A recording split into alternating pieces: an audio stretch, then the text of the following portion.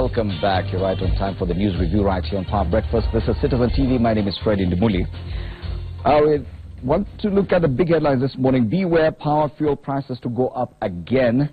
Hard times ahead when fuel and power prices go up predictably. The cost of transport and production of goods also goes up. This is a situation Kenyans find themselves in as MPs prepare to enact new taxation bill.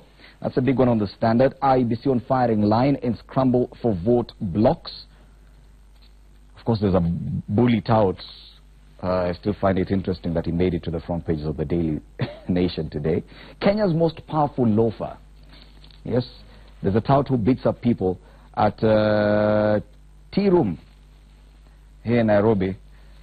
Wow, and that features on the front page of the Daily Nation this morning. He needs to be dealt with. On the back page of the Daily Nation, students feel pinch of dawn strike. As I promised, today we have an all-female news review panel. It's been a while. Yeah, it's lovely to have you ladies in studio this morning. Let me start. Joy Mdivo, a lawyer, governance analyst, political commentator. Karibu sana. Asante. Next to Joy Mdivo, we have Nakia White, a political strategist and crisis manager. Good morning, Karibu. It's good to have you in this panel. Thank you for having me. Last but not least, Beth Siengo, chairperson, ODM Women's League. Ladies, karibuni sana. It's lovely. It's very good to have an all-female news review panel. I agree with you. I couldn't agree more. we get accused of failing to invite women. Having mantled. Having mantled. So what do you call this one? It's a feminine. This is intelligence embodied. Okay. So let's hope we're going to have some very nice discussions this morning. Let's start off with the one on the front page of the Standard. Beware power fuel prices to go up again.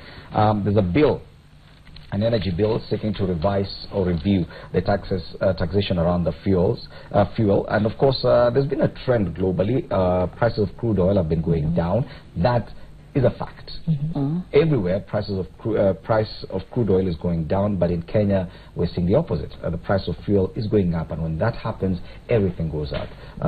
Bus fare goes up, cost of production, when you buy bread, everything goes up, the cost of electricity goes up. But if you read the story, and it's on page 4 of the Standard, it's purely taxation. Most of what you're paying is in taxes. National Treasury has lined up a series of new levies to bridge budget deficit. Yes, on the back of growing national debt, now will be taxed more just to bridge the deficit. Is this government too ambitious, Joy, that probably they're not able to handle what they hope to do? Therefore, they'll burden all these things, because ambition is a good thing. But at what cost? One of the tragedies that we have is that there's no government that comes, okay, maybe there are a few, but most governments come into place, seek to govern us, but they don't have any money. They want us to pay for our own governance, which is fine. People expect to be taxed. However, you need to get creative with how you tax your people so that it's not this, you're not fishing from the same pool all the time. The problem with Kenya is that we've had a tax regime that had a certain bracket that they targeted, and they keep going back there over and over again. So you're looking at the middle class, you're looking at the upper class, you're looking at people who are earning a salary so you can get them on payee. They are the ones who are shopping in a supermarket so you can get them on VAT. They're the ones who are renting houses in informal settlements so you're getting them capital gains tax. They're the ones who are driving vehicles so you get them at the fuel level. They're the ones who are buying electricity. Because when you look at your electricity token, it's mostly taxed. But the problem with overfishing from the same pool is that you deplete supplies, and what happens, people have got a reduced spending power. What that does, it has a knock-on effect on the economy, because if people do not spend, then even that which you're trying to do to spur growth, to bring industries to profitability, becomes difficult. But what you said also on the flip side is true, because even in terms of production, it becomes counterproductive, because if, for example, it costs a Kenyan manufacturer 400 shillings to get a bag of cement, and we can import a finished product from Egypt for 300 bob. It becomes much easier. Then it's easier for us to kill our industries and just import all the cement we need from Egypt. Yes.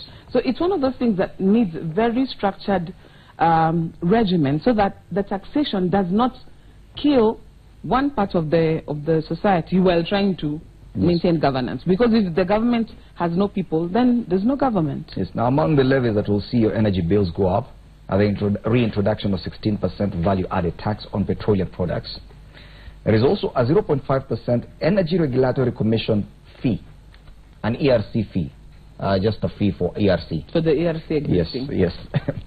On petroleum and electricity, and a 2.5% royalty fee charged to geothermal power producing companies, which is obviously going to be extended to the consumers at the end of it. Makia White, I'll ask you a very interesting question. Don't you think, therefore, that running a country is so easy? After all, you can come, list your ambitions, say I will do this in the next 5 years. Okay, we don't have money, fine, borrow. Okay, fine, tax them. Is it that how it looks? I mean, it sounds like feudalism to me. It sounds like, you know, British days when the kings would tax the people for more wealth, for their own kind of wealth. But, I mean, in some instincts, I think taxation is needed in order to grow an economy. But I do agree with my fellow panelists and that you can't continue to fish from the same pool, because it does diminish the quality of services that people receive, the quality of the economy, or the robustness of a potential economy. And just to go back to the oil, there's oil in Turkana. So you're taxing, right, on current oil, but there's oil that's already there. So there could potentially be a surplus of oil where you don't have to tax because you have enough oil to already kind of supply to the population. Well, just the whole borrowing the Eurobond that they just talked about the Eurobond and kind of getting the approval for that and the loans from China. It just seems like overspending, and I'm not quite sure if it's being really well thought out. And even with all this borrowing, we still have a very huge deficit that we're now looking to plug the hole using by taxing Kenyans even more. Now, currently, electricity consumers pay 3 cents per unit and 12 cents per litre of diesel and petrol as ERC levies. Now, the proposal, if it becomes law, will increase electricity bills by 40%. And as far as fuel is concerned, once the VAT is reintroduced, we'll be paying for a litre of fuel as high as 125 shillings. Wow. In Nairobi, that means places like Wajir could go as high as 130, 140. When you're trying to grow an economy, surely, is this the way to go? Personally, I would think that this is not the way to go, because this means high cost of living. And when we talk of high cost of living, for me as a women leader in this nation, I know women are the most affected, and this will continue decreasing levels of poverty. So people living in the rural areas will be even hit harder, because they do not have a constant source of income, and if they cannot even access power, the prices of fuel going up, that means they will need to spend more, and this will cause a lot of suffering to women and children specifically. Yes. Yes. Isn't it counterproductive even for the Jubilee administration? The first term of President Uhuru Kenyatta's presidency, there was this last mile project where you hope that every home is connected to electricity. Then you raise the prices of electricity to a level where not many people can afford. You're trying to spur manufacturing. Manufacturing is part of the 4-point agenda in a second term. Then you raise the price of fuel, you increase the price of fuel so significantly. Then how do you go about this?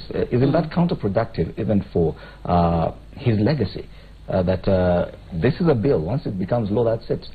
I'm hoping it's one of those things that is merely stopgap, because you can amend a law today, you can amend a law next week if it so suits you. So it's not really cast in stone once it's a law.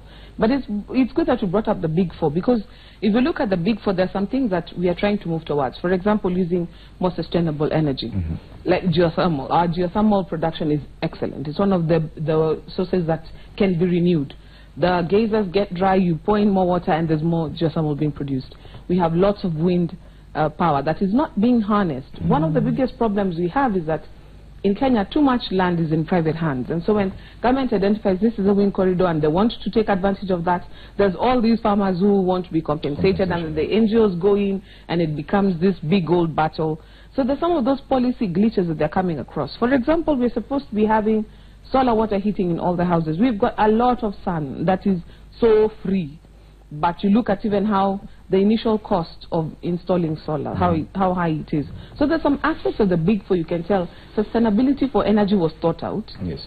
But there are still hurdles in implementing. And that's the problem we've had in Kenya. We've got excellent policies, but translating them into action. One of the things that I would want the government to do, because this I'm saying is stopgap. Last year we spent way too much money. We're hoping it is stopgap. Yeah, no, last year we spent way too much money on these elections. We lost a lot in the economy because of the suppressed production. Last year was a bad economical year for Kenya.